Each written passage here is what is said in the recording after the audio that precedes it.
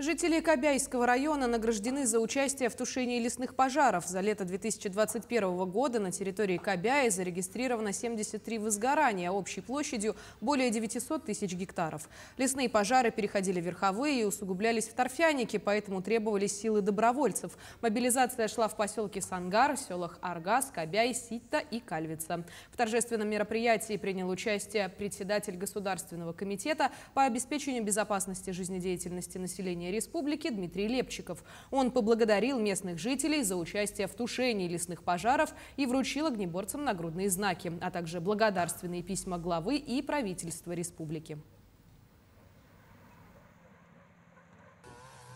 Возил людей на автомобилях, на катерах, на лодках и сам принимал участие в пожаротушении. Тюменскую группировку пожарников вывозил из-под огня недалеко от поселка Сангар при критической ситуации. Но все лето, без выходных и днем, и ночью. Полностью, пока не потушили все. У меня есть жена и женщины здесь все создали полевую кухню, мобильные продукты собирали, кто что может, у кого техника есть, все использовали.